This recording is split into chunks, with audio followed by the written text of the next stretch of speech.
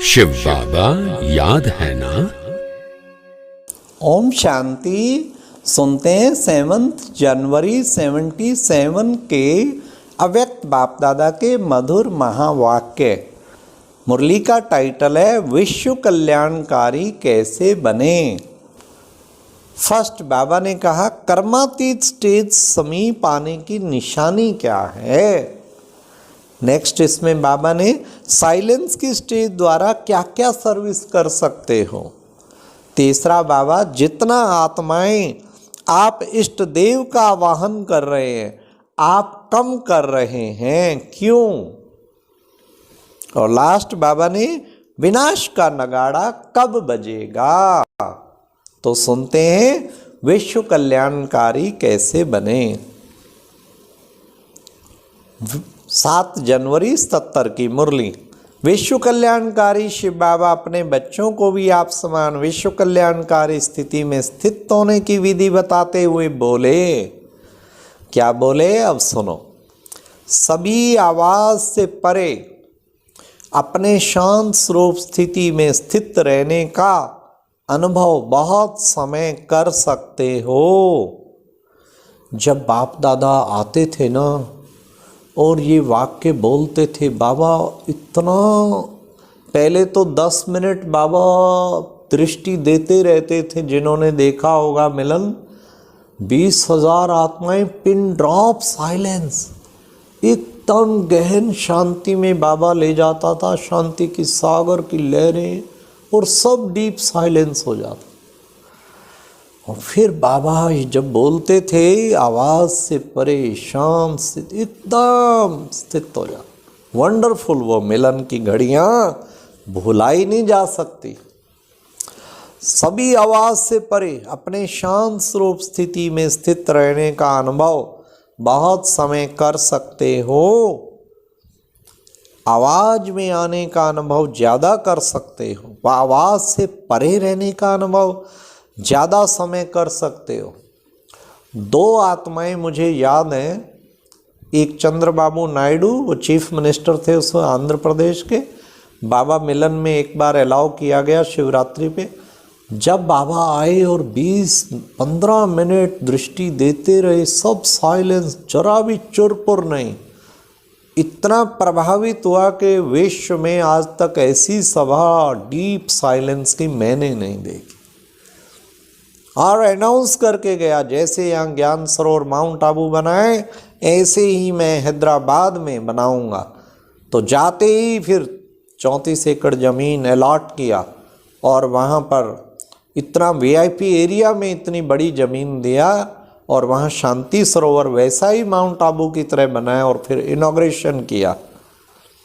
और एक अब्दुल कलाम जी भी आए थे वो भी देख के वंडरफुल 15 मिनट डेड साइलेंस। तो बाबा के देखो जितना लास्ट स्टेज अब सुनिए जितना लास्ट स्टेज अथवा कर्माती स्टेज समीप आती जाएगी उतना आवाज से परे शांत स्वरूप की स्थिति अधिक प्रिय लगेगी। इस स्थिति में सदा अतीन्द्रिय सुख की अनुभूति हो। इसी अतीन्द्रिय सुख में स्थिति द्वारा अनेक आत्माओं का सहज ही आवाहन कर सकेंगे। यह पावरफुल स्थिति विश्व कल्याणकारी स्थिति कही जाती है।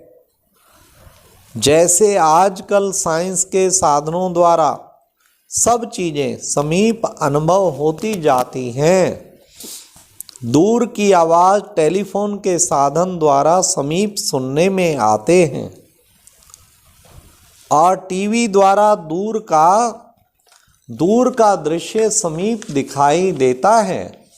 ऐसे ही साइलेंस की स्टेज द्वारा कितने भी दूर रहती हुई आत्मा को संदेश पहुंचा सकते हो। यह है साइलेंस की शक्ति। कितनी बड़ी शक्ति है। वो ऐसे अनुभव करेंगे जैसे साकार में सन्मुख किसी ने संदेश दिया है। दूर बैठे हुए भी आप श्रेष्ठ आत्माओं के दर्शन और प्रभु के चरित्रों के दृश्य ऐसे अनुभव करेंगे जैसे कि सन्मुख देख रहे हैं।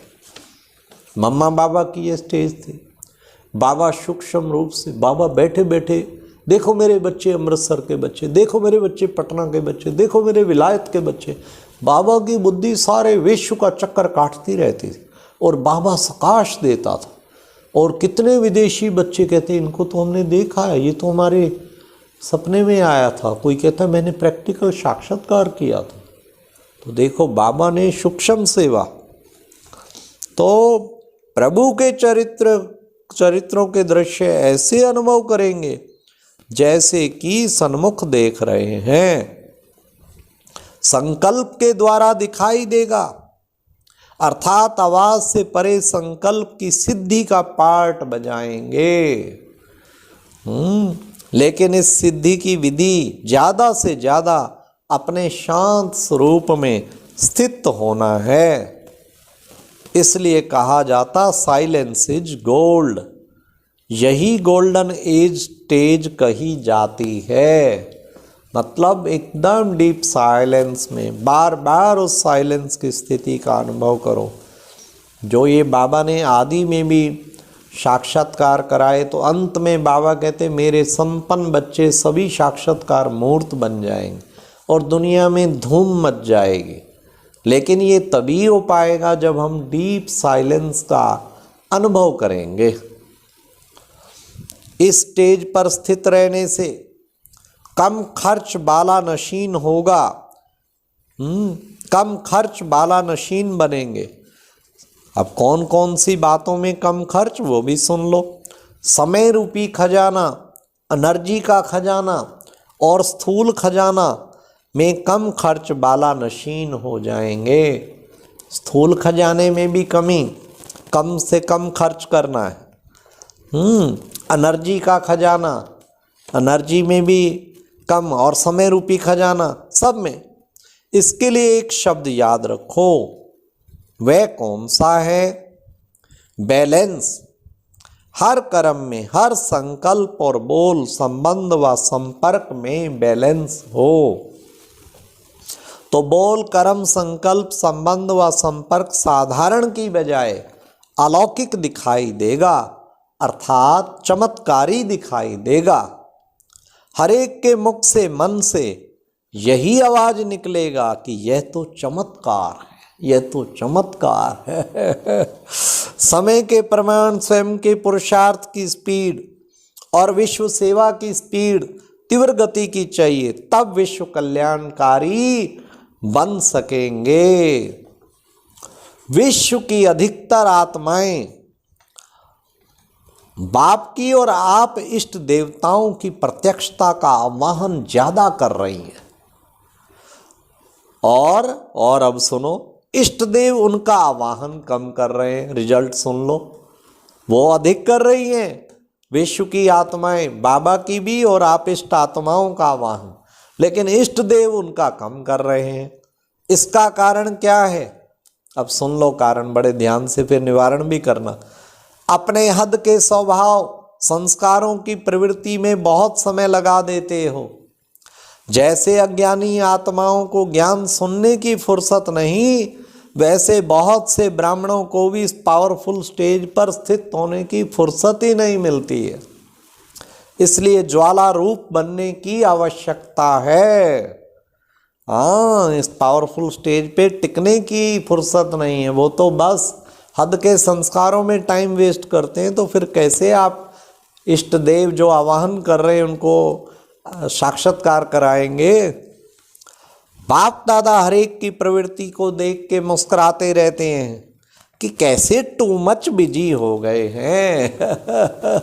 कई बच्चे सेवा में भी और कार्यों में भी टू मच बिजी, बहुत बिजी रहते हो ना। वास्तविक स्टेज में सदा फ्री रहेंगे, सिद्धि भी होगी और फ्री भी रहेंगे। सिद्धि भी होगी और फ्री भी रहेंगे। जब साइलेंस के साधन धरती पर बैठे हुए स्पेस में गए हुए यंत्र को कंट्रोल कर सकते हैं, जैसे जहां चाहें वहां मोड़ सकते हैं, जैसे चाहें जहां चाहें वहां मोड़ सकते हैं। तो साइलेंस की शक्ति स्वरूप इस साकार सृष्टि में श्रेष्ठ संकल्प के आधार से जो सेवा चाहें जिस आत्मा की सेवा करना चाहें वो नहीं कर सकते क्या? लेकिन अपनी अपनी प्रवृत्ति से परे अर्थात उपराम रहो। जो सभी खजाने सुनाए वह स्वयं के प्रति नहीं, विश्व कल्याण के प्रति यूज करो। समझा अब क्या करना है? आवाज द्वारा सर्विस, स्थूल साधनों द्वारा सर्विस और आवाज से परे सूक्ष्म साधन संकल्प की श्रेष्ठता, संकल्प शक्ति द्वारा सर्विस का बैलेंस प्रत्यक्ष रूप में दिखाओ, तब विनाश का नगाड़ा बजेगा। समझा? प्लान्स तो बहुत बना रहे हो, योजनाएं, बाप दादा भी प्लान बता रहे हैं। बैलेंस ठीक ना होने के कारण मेहनत ज़्यादा करनी पड़ती है। विशेष कार्य के बाद विशेष रेस्ट भी लेते हो ना। फाइनल प्लान में अथकपन का अनुभव करेंगे। ऐसे सर्व शक्तियों को विश्व कल्याण के प्रति कार्य में लगाने वाले, संकल्प की सिद्धि स्वरूप स्वयं की प्रवृत्ति से स्वतंत्र, सदा शांत और शक्ति स्वरूप स्थिति में रहने वाले सर्वश्रेष्ठ आत्माओं को बाप दादा का याद प्यार और नमस्ते। तो आज बाबा ने कितनी सुंदर बात कि बच्चे तुम्हारा तो कितना आह्वान कर रहे हैं, केवल तुम हद की बातों से फारिग तो हो जाओ, सदा ऊंची स्टेज में रहो, फिर देखो कैसे साक्षात्कार की धूम मचती है।